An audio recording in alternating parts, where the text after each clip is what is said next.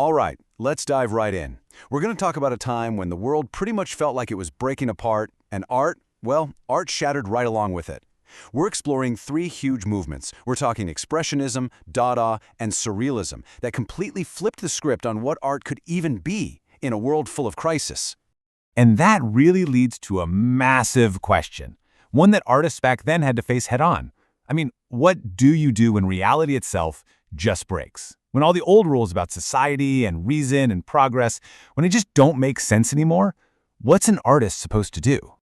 To even start to answer that, we have to go back and step into their world. Because, trust me, you can't really get the art until you get the absolute chaos it was born from. So, picture the early 1900s. It was a total pressure cooker. You've got industrialization moving at a dizzying speed, cities just exploding with people, and then boom, the total catastrophic devastation of World War I. This wasn't just, a little bit of change. It was a violent, brutal break from everything that came before. And the psychological fallout from all this, it was immense.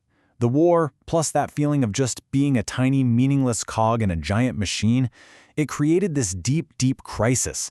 People just lost faith in the whole idea of progress and reason. Everything they were taught to believe in, logic, order, how society works, it all suddenly seemed like a giant lie. So, if you're an artist in all this, how do you respond? Well, the first big reaction was to just turn inward, and that brings us to our first movement, Expressionism. The logic was, if the outside world is a complete nightmare, maybe the only truth left is the one you can find inside your own head.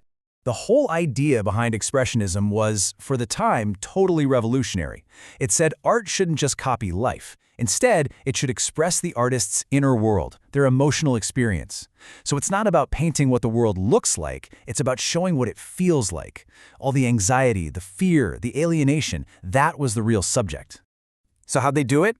Well, their toolkit was all about prioritizing that inner, subjective feeling. They'd distort reality, warping it to get across some intense emotion. And they used heavy symbolism. So a machine in one of these paintings isn't just a machine. No, it's a symbol for how dehumanizing modern life had become.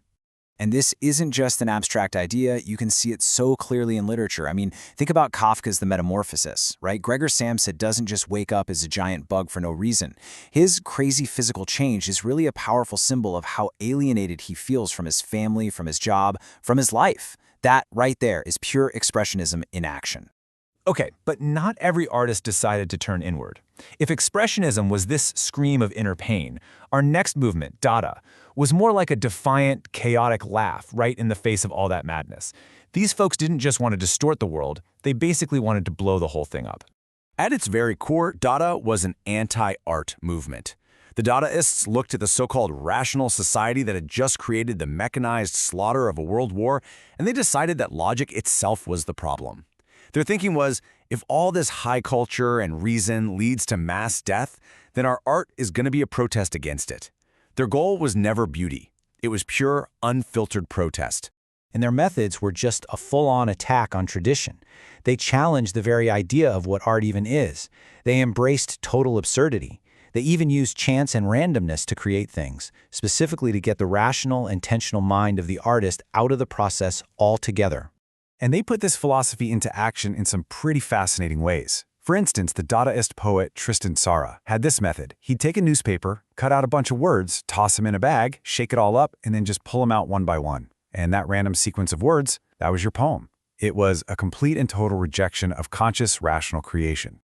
But, out of all that Dadaist chaos, a new idea started to take shape. Surrealism.